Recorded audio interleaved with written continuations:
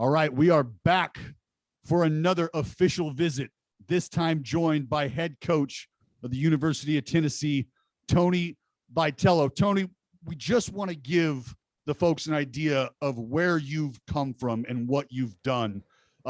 You spent time at the University of Missouri from 2003 to 2010 as the pitching coach, assistant coach, as well as the recruiting coordinator. And that last title is something I want folks to hold on to, and we'll get to later, but that's very important. And then from 2011 to 13, spent time at TCU under coach Jim Schlossnagle. From there, you take it to Arkansas State, 14 to 17 under coach Dave Van Horn, filling the same duties, assistant coach, pitching coach, recruiting coordinator as well. And then from 2018 to today, right now, you are the tip of the spear at the University of Tennessee. 10 straight years of regional or super regional appearances from 2003 to 2012. And then again in 14, 15, 17, and 19, a hell of a tasty list of guys who have come through your programs. Coach, thank you for taking the time. Thank you for listing all that stuff off. I feel better about myself after hearing all that, in particular after, a tough weekend for us, but it's competitive in the SEC. And yeah, very blessed to be a part of a coaching staff that I think is as talented as any in our conference. And you know how our conference is, very fond of ourselves, the fans in particular, but it's for good reason. I think it's the highest level of competition in college baseball. Well, and I don't think there's any question about the level of competition that the conference provides and really that each university provides. What I want to ask you before we get into the competition of the conference is really about where you have come from and what has led to the culture that you are trying to create at UT. So along those stops that I've just mentioned, you've had the opportunity to work with some great baseball minds. Is there something that was consistent within their teachings or their messagings that you were able to draw on and take from and start to implement, something that really caught your ear that may have been a consistent message at each stop? You know, my first stop, I honestly would consider being in St. Louis around my dad, who was a coach for a long time. And my dad's motto of work ethic and competitiveness was really the only thing that got me through high school and into college, was because my skill set was not great. It was fairly limited. And so that at least got my foot in the door. And so that's kind of in my DNA, literally, and has always kind of been at the core of things. But then at those three stops prior to here, they actually were not consistent with one another. There could not have been three more different programs to be a part of, each successful onto its own. But it's like back when you played, you might be facing, the top three hitters in the Red Sox lineup. There's going to be three different stances, three different swings. And I think in baseball, while we have come up with some new technologies and there's some theories that work, it kind of goes to show you, my coaching career kind of goes to at least show me there's no one right way to do things. I think it's important to kind of take what works for you that you learn from it might be the coaches you worked for, but it also might be the players you coached at those particular stops, and kind of come up with your own Rolodex of things that'll help you be successful down the road. And I've tried to use all those at those three stops here, along with giving our assistant coaches the freedoms to do what they do best. You know, we've talked to other college coaches that talk about having their core values for their program. Do you have a set of core values? Does it change year to year, or is it just, if I play for UT, this is what it is, this is what you're going to get preached when you walk in the door? Yeah, no, I got my business management degree, but I don't think I've done a good job of laying out things on paper to our guys. It's more about a consistency. We're big into what your daily rituals are, is who you are. And so there's certain things, and again, I'll kind of go back to my original thing as far as work ethic and being competitive is huge for us. And we're kind of in the early stages of this deal. It's nice we have people jumping on board, and these kids have gotten some recognition for things they've done on the field.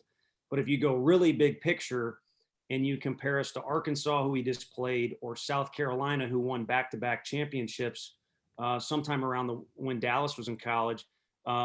It's not the same. So we got to keep our nose down and be competitive and outwork everybody, because we don't have the tradition LSU does, and Tennessee has great in-state players, but we don't have the in-state guys Florida does. Vanderbilt's got a unique setup. Mississippi State has a grand park now. So we got to create our own, brand name, and it kind of is in the early stages. And I think if we get too caught up in, things that again can be down on paper, we're not to that stage yet. We'll get off track, in my opinion, and we'll lose some steam. What kind of, I don't know if asking what kind of recruit are you looking for, because I think you've laid out, we want gamers, we want ball players, we want guys who believe in themselves. And I think that is probably safe to say across the board as far as anybody running a program. So you mentioned that the whole culture thing is something that you're just starting out to create right now. What are 3 traits in a recruit that you do look for? Doesn't have to be the top 3, but if there's 3 things that you could pull away from a guy that you're looking to turn into a dude at UT, what are 3 things you're looking for? Well, I think room for improvement is one, and that's another obvious one to state. But we recruit these kids at such a young age now, and these kids want to be the top ranked kid in their class, and they want to hit 90 miles an hour at like 7th grade, unrealistic expectations because of Twitter. It's a good thing to have room for growth in this game, because if you're really good, or you want to be really good, I should say, you want to be playing your best ball when you're 27 or 28, not when you're 16. And so, yeah, get as good as you can get at that particular age, but don't measure yourself up against, again, what's the small examples on Twitter, or my buddy committed, so now I have to be committed. Be a guy that recognizes your weaknesses and you're looking to improve upon them every day. And quite frankly, get excited about them, because that means when you're 18, if you're working on them, you're going to be a completely different player than you were when you were 14. And to us, that's a positive. And we're not, I'm not a coaching guru or anything like that. Most people, I think, just think, recruiting is kind of my deal. But we do take pride in developing our guys. So if guys are athletic and they've got room for growth, and we know they'll work a little bit, we feel like we can develop them. So before you can preach development, I think you got to look for a piece of clay that you feel like you can develop. Go ahead. No, I was going to say, because you were mentioning like the in-state, and you have a lot of competition in state in terms of recruitment. But a guy like Garrett Crochet, absolute monster. I don't know how anyone hits that guy. When you're talking about in-state guys, or anyone that's interested in playing college baseball in Tennessee, and say they're an outstanding arm, what's your pitch to come to UT versus if they're interested in Vandy? And it's like, well, I mean, because you talked about traditions like at a college like LSU, like you're building traditions right now. What's your pitch to like an outstanding arm that our development process, this is the one for you? Yeah, I think with Garrett in particular, it was out of desperation we were able to locate him. When we first got the job, we didn't have a mantra in recruiting. It was just scramble mode. Let's get some good athletes here. And now things have settled into a little bit more of an approach that, again, you could maybe put down on paper. But we locate Garrett, and his name was picking up some steam.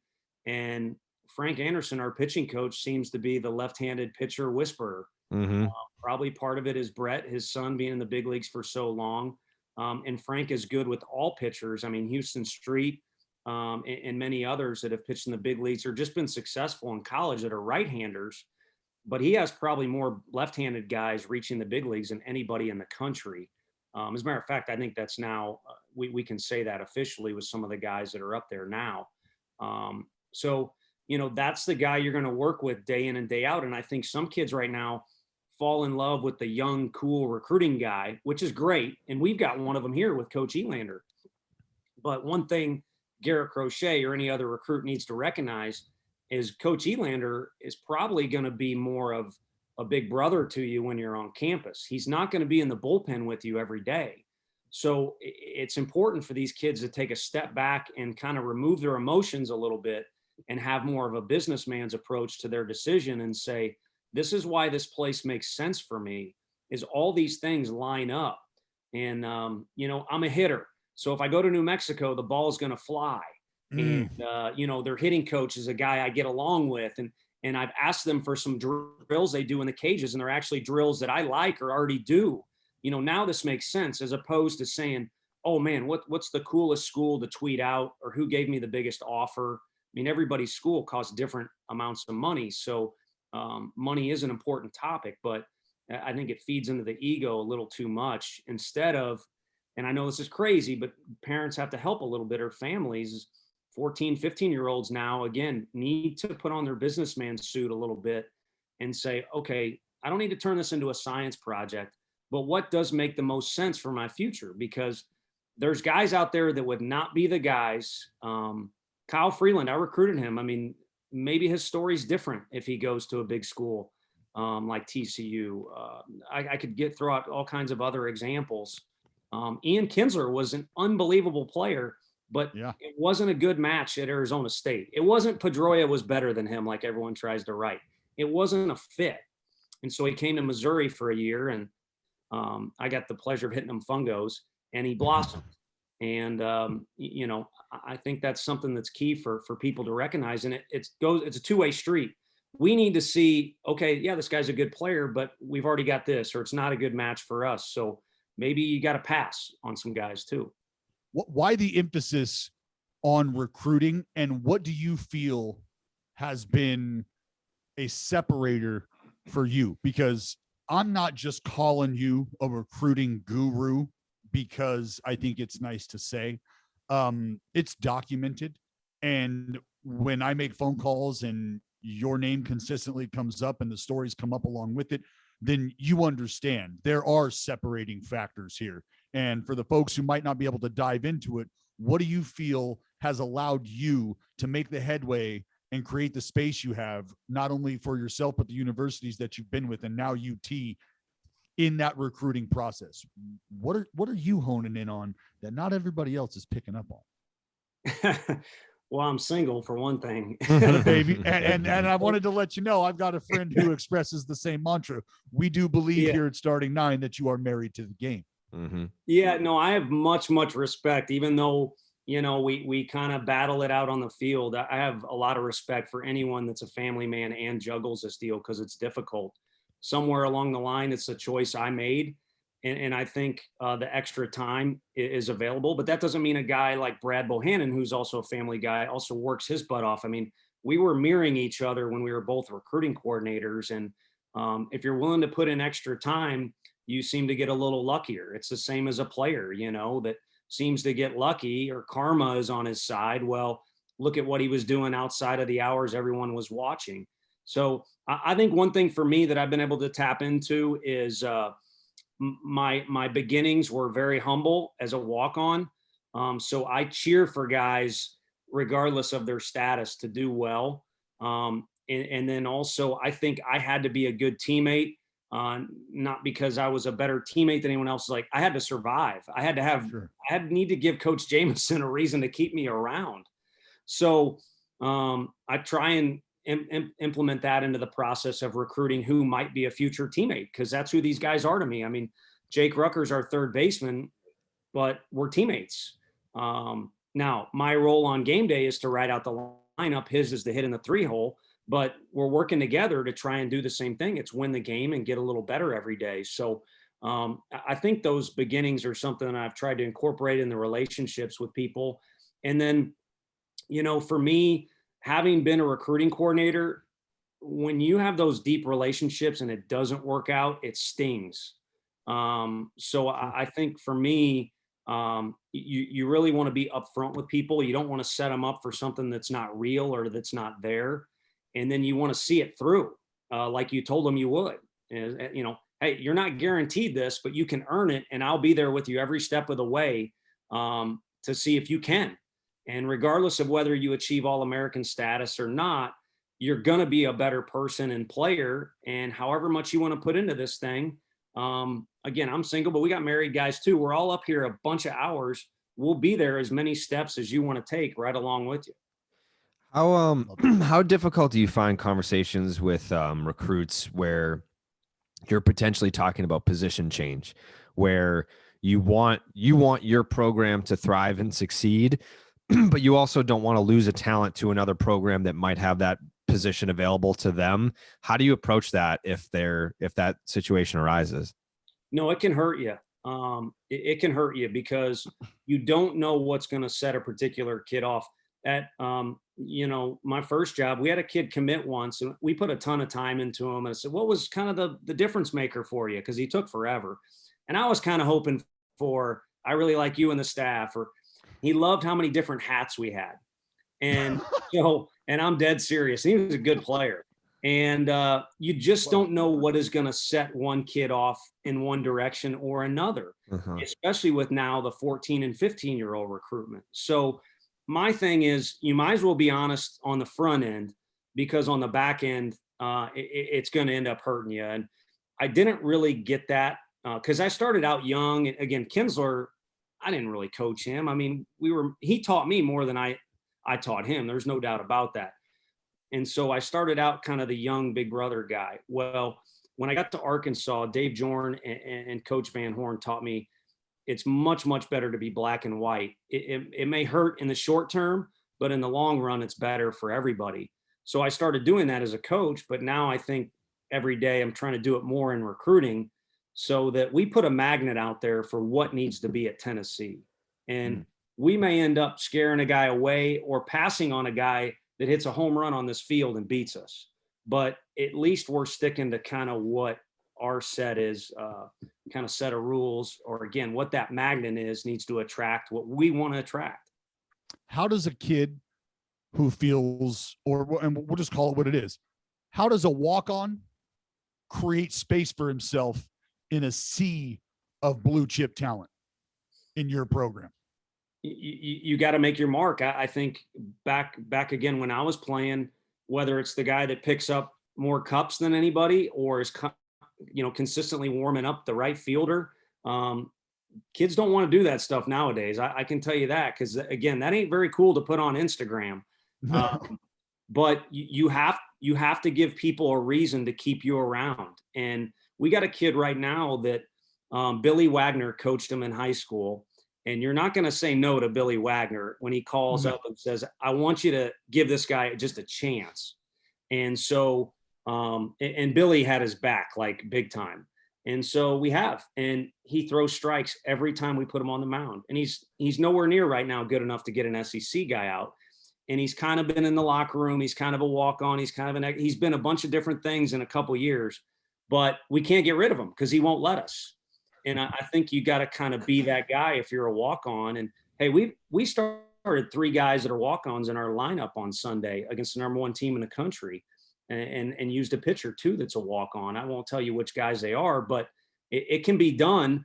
But it needs to start with that humble approach of, hey, just make sure they need you around. Mm-hmm. And then what is the next thing? What is the next thing? And it may blossom into something bigger. Well, what's the most difficult conversation you've ever had to have with a player, and what's the most rewarding conversation you've ever had to have with a player? That's tough. I coached a home run hitter once that, it just didn't work with the head coach. There was a, just a conflict there of interest or what have you. And it was frustrating because the player was underachieving, and what's going to frustrate a coach more than that? But it wasn't through lack of effort. And so eventually I had to bring him into our mental game guy's office, and it turned into I was just there to make sure he got there, but then it turned into a full on the couch session and air it all out. And, I guess to protect that conversation's confidentiality was more about just putting it all out there and letting personal feelings rest, kind of put them off to the side and just go play. And the kid went off. I mean, big time. So I'm cheating here, but I'm because it would take me a while to think of all these, and ones will pop into my head, but that was both. It was very, very difficult to a guy that is built like Gronkowski to get him into a shrink basically, and talk about feelings, and then me be more involved than I thought I was, and just really put it all out there. But the reward at the end for the kid to really shine through and be who he was tremendously rewarding. And that's what I've kind of harped on with our guys who put pressure on themselves this year. At the end of the day, as a coach, I just don't want to see kids make mistakes I made, where they work their butt off and they don't ever let that work pay off for them, because they're in training mode on game day and they're squeezing the bat like this or choking the ball like this. And I mentioned earlier off the air, maybe even on air, I was joking with Dallas. He was super comfortable in his own skin, almost, almost too much. Mm-hmm. That never went away. But that's what you have to be a good player. And, it makes me cringe to see guys work their butt off and then not let who they truly are shine through on the field. And sometimes that's not going to be good enough, like it wasn't for us yesterday.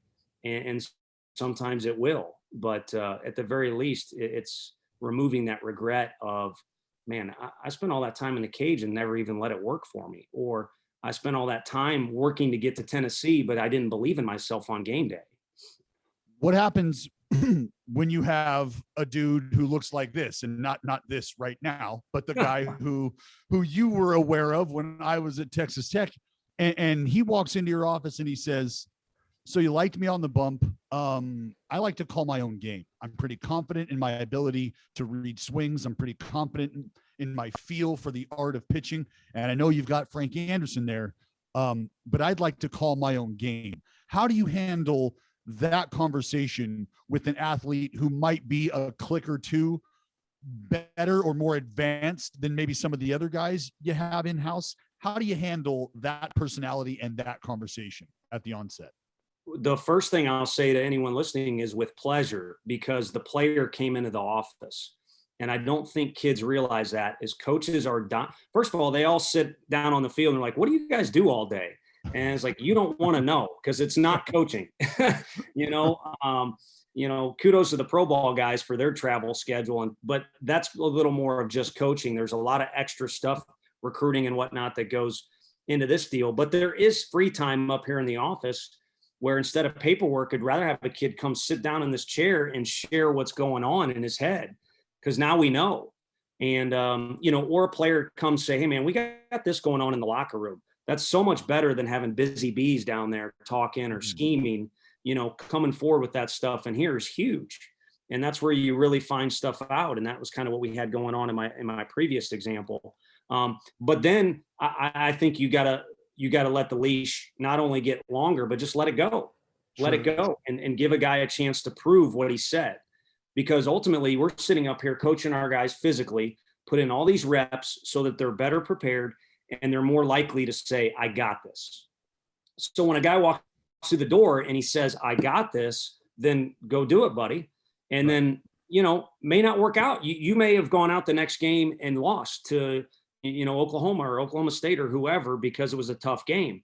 But I think, again, the leash needs to be let go and prove yourself a little bit. And I'll tell you a quick story. Max Ferguson, I think this was in the media. I'm not on social media or anything. He's a winner. He's our 2-hole hitter. Came up, but he's really fast. Came up the other day with the game on the line in a situation where we probably should have bunted if you were going textbook. Yeah. And so I walked up to him and said, "I want you to do whatever you think you need to do to win the game." And that was kind of the easy way out for me, but also it's like, dude, this is our athlete. Let him be an athlete. Well, once Frank knows we're not bunting, Frank goes up to him, and as you know, he speaks rather bluntly. Sure. But the essence of what he said was, "Hit a 3-run jack." Literally. Yes. And that's why you look good. You want to recruit great athletes is because of Fergie, and that's why I hired people that are smarter than me and let them do their thing is because of what Frank did there. Well, that is incredible. How would you describe your communication skills? I know that you talk about, like, you love if a player comes into your office, but let's say it's a Tuesday night and I've got a question. Like, do players feel like they can shoot you a text away from the field if they've got a question that they want to talk to you about? Yeah, I think so. And I think one thing that I know, again, from the business degree things, is guys get frustrated when they don't really know what's going on. Like, what's tomorrow's schedule, or it's raining out, so what do we got going on? So probably to a fault, pepper them with things so they have a clear vision of what their week looks like, or their day, or what the cage work is going to be for that particular day.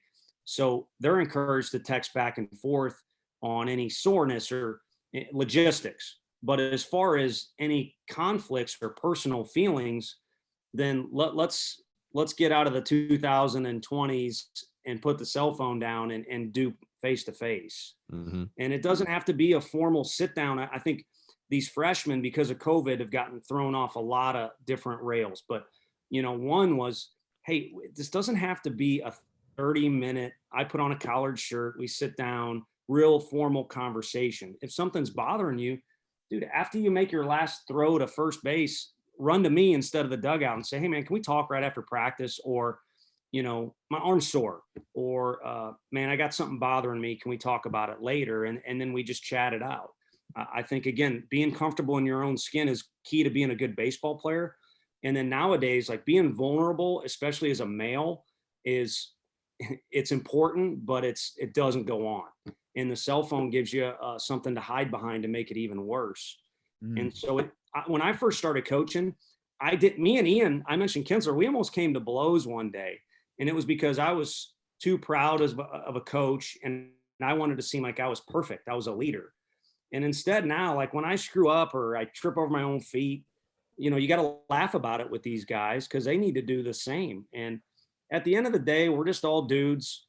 Tennessee's a big deal, but no one is Drake or LeBron James. No one's that famous around here. So get over yourself and confront your feelings, or be open and honest. And then at the end of the day, everyone will be able to sleep easier.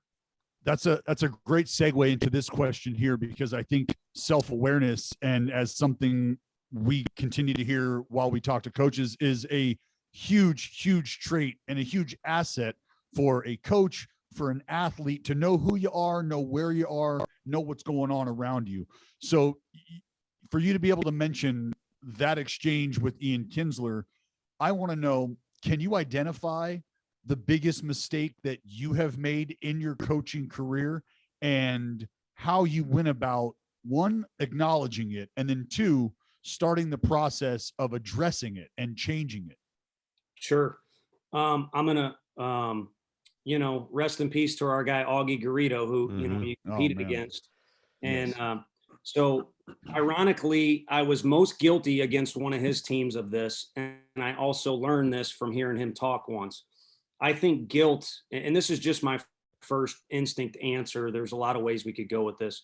Sure. I think making kids feel guilty for something they did is horrible. And he described it as like a splinter, and it's stuck in your finger or your arm, and you have to remove that guilt like you would remove a splinter. Sure, you don't want to be satisfied with losing, or you got to correct mistakes if you didn't cover a base right or something like that. But to feel guilt as a player, or put guilt on a player as a coach, is a wrongdoing. And then it works two ways. Against Frank Anderson's Oklahoma State team, I grabbed a kid, huge play in the Big 12 championship. I grabbed a kid because he was going to pass the runner at coach's interference. Hey, the rest of the game, I'm in a shell. I just was. I got in my feelings, and I felt I made a mistake, and I didn't have the right to say this or that, or to have a big presence in that particular game. And nothing could be further from the truth. It kind of goes back to once you recognize you're vulnerable, or you're not going to be mistake free, and you understand that ahead of time, then you wear your mistakes. Like, that's who I am. My scars are who I am, and my trophies, or whatever, the good things I've done. If I'm a good player, unlike me, I get some trophies. I'm also that guy, but you get them all. It's not, I can't hide one or the other, or just shine the light brighter on one or the other. How soon can you identify a special talent? Like, how soon between meeting them, talking to them, their body language, the things that they have to say about themselves, and then seeing them on the field, are you able to identify, like, that kid is different from the other kids? Yeah, I think presence is huge. So I think in one aspect, it's the physical and then the presence thing. I think the physical comes a lot earlier. Like if you're going to say a freshman or an eighth grader is an SEC type guy, that he's got to really, really stand out. And I know people say, how can you do that? Well, it doesn't put everybody into a category when you're in eighth grade, or you can't put everyone. But when any of us were playing, Jason Worth, when I was growing up, was by far our biggest opponent. And look what, so it's no accident. Usually the best player in eighth grade, if he keeps out of trouble, is one of the best players as he gets older, if it's that big of an elite deal. So I think the physical part you can determine much earlier. But what's frustrating in recruiting is I think it takes a little more time to get the presence thing out of somebody and really be face to face with someone. And yeah, scouts like Blake Davis, it's like he's got a bad face. Well, yeah, Tom Brady's a pretty good looking dude and it helps him be a superstar. But there's also been some guys that, don't have the look or the frame that can get it done as well, And I think it's frustrating in the recruiting process that the NCAA shrinks our opportunities to be face to face with people and really get a feel who they were. I coached a kid named Aaron Crow, who was the Roger Clemens Award winner in college. Yeah. When he got a phone call from one of his in-state schools, I'm buddies with the recruiting coordinator. The head coach said, we're not recruiting that guy. And Aaron, I love you, man, but he was bad on the phone. Mm-hmm. But you know what? When Aaron got in that uniform, he became a different person. It was his comfort zone and he was a warrior. And so, we took the time, or our staff did it on that occasion, to really get to know what his true presence was, which I think takes longer than the physical attributes. How do you handle personal instructors, kids that are coming up with, because you're talking about 14, 15-year-old kids that you're recruiting. There's a solid chance that those kids have had private instruction either in the tunnel or in the pitching lab. Sure. How do you handle the private instructors and the relationships that could exist and be maintained? And two-part question, how prevalent is the technology in the program itself? So two-part question. Yeah, I mean, technology has become a deal where it's up to you how much you want to use it. But if you don't have it, you're behind for recruiting purposes. But also it might be requests the kid gives you, or it might be Frank doesn't really want to use spin rate stuff with crochet. It's step 4, the changeup is too hard. So let's get down to the bullpen and see what's going on. Or, he actually used a different bit of technology for that. But I think you're shortchanged if you don't have access to it, because it's all available now and the prices have become competitive. And, obviously at a certain level, you may not be able to afford that stuff. And then I think you really should determine how you use it based on the player individually, what their needs are. Just watching you play, I don't know, but I mean, you seem like a guy where just let this guy run loose and, let him try and outcompete the other guy rather than try and out science him, but other kids may need that assistance. So, and then the first part of your question, remind me again real quick. Sorry. It just, I believe it was, I asked about trying to figure out like who the player is. I think like trying to identify what the player can do well. Mm-hmm. They've got this instruction that they're dealing with. Yeah. Here's my kumbaya moment. And I've had people misread my thoughts on this and get mad at me, a couple scouts and stuff like that, but I'm real close with scouts. I'm close with personal trainers and everything. There's this weird conflict of like the draft is the devil to college coaches. Scouts hate college coaches trying to talk kids out of signing. There's agents, that are everyone, and then the family, this and that, and then the high school coach, and then the personal trainer. It's like kumbaya moment is, what if everyone was just trying to help the kid get better and make sure the kid goes to the right place? Maybe a kid needs to go to college first or whatever. And if everyone was just looking out for the kid, which is a lot easier saying that at the desk, you're better off. So if I'm going to say that about certain situations, then with the personal trainers they go off to during Christmas break and things like that, we can't block those guys. They're trying to get better. And some guys are just trying to earn a living too, having lessons in cages and stuff like that. But I think the key is when you're a part of a program or a team where you're consistently around them, whatever you're doing outside hours, it's got to fall under the umbrella of what we're trying to do as a team here. So when you go off and play in the Cape Cod, if you're fortunate enough, dude, you're going to play with a guy from Florida State, Oregon.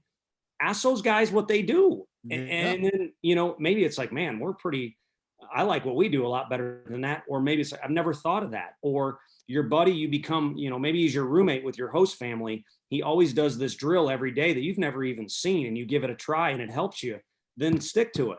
You know, I think, again, baseball is a game where, you know, it's a little old fashioned. So everybody wants to say they know what works and kind of stick to their guns, but it's an ever evolving game. And the best players are the guys who are ever evolving. Max Scherzer has never, ever, he's going to punch me probably, but he's never been the best guy. In high school, his numbers were very average until late in his senior year. He became the best in the state. Same thing in college, same thing in pro ball. A lot of people probably don't even know he pitched for the Diamondbacks, but he is a maniac at evolving and getting better. And so that's why he consistently kind of rises to the top at each level. So take me inside the clubhouse after a win and a loss. Like, I'm curious, like, after a loss, are you highlighting positive things that happened? Are you focusing on negative things that happened so you can correct them? Or are you just like, all right, everyone get out of here, forget this game, and then we'll come back tomorrow? And then how are you rewarding success? No, I learned at a young age, you got to kind of control your temperament post game. And it's kind of like if you're married, or so I've heard, you don't want to go to bed angry. As you depart the field that day, it's important to have a level head and move on, especially with our deal with Friday, Saturday, Sunday games. But after a loss, I think, the book that's out, you win or you learn, is important. And there's only going to be one team that can raise that national championship trophy. And trust me, we won it, but so does everybody else. If everyone else is just saying success is that trophy, then that means everyone else is losers. So you have to define success in a certain way that doesn't just cling to that. And so that's what we assess when we meet out in the outfield. And again, it's either you win or you learn. And if you win, you got to have a little bit of Talladega nights in you. Winners get to do whatever they want. And as they move into the locker room, I'll say we did have a Billy Bean moment this year where I grabbed one of the older guys. I said, it needs to be a little quieter in there to be sensitive to the people maybe this means a lot to, which it means a lot to them. They're just kids, but you got to kind of feel the situation out a little bit and tame down the talk. And then when they win, we have a locker room that I don't like going in there. We kind of make it their sanctuary, but I do know what goes on in there. And it's very explicit if they win. But it's a good time and there's good music. And again, baseball, there's so many repetitions. So you got to celebrate the good ones and you got to move on really quick after the bad ones. Otherwise the game will eat you up. Coach, I can't thank you enough for taking the time. I know you've got a ton on your plate. You just mentioned the series you just wrapped up with the number one team in the nation. You guys set right now at number 5, I believe. If that's not true, correct me, 4 or 5.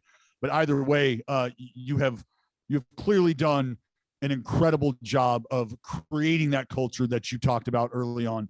The one question I want to ask you as we wrap up here is, at the end of their time at UT, at the end of their time becoming a Vol, what do you hope it is that your players take away from their time and their experience in your program? That last word you said, their experience, they had a blast. And it's unfortunate. I've talked with guys. I like asking a lot of questions. I'm not that smart, but I like to accumulate information. So I seem smarter than I am. And there's guys who have gone on to win a lot of games or maybe even a ring and didn't really have that great of an experience or cherish their time there. So for our guys, we want them to play hard and be held to that standard. So when they leave, they're ready for pro ball or they're ready to be a maniac businessman or whatever it might be. But overall, while we're maintaining those high standards, we're up here 8-9 hours a day, sometimes more. We got to have fun. And I think our guys have a ton of fun. And I think that's what our fans have jumped on board with here is they kind of see our guys have some personality like you did. And the dugout kind of reflects that, on the field reflects that. And they're making it fun for me too. And then lastly, I'm Italian. So when they leave and just in everyday life, loyalty is the number one word in my dictionary. Yeah. And they know whatever they need from us, we'll do it. They need bail money. They need me to show up in Vegas for a bachelor party, any of that stuff. We got their back. And it's probably because if they lasted in this program, they have our back too. Mm-hmm. That's awesome. I love that. Love every minute of that. Coach Tony Vitello, the tip of the spear at the University of Tennessee. Coach, I couldn't thank you enough, man. Big time.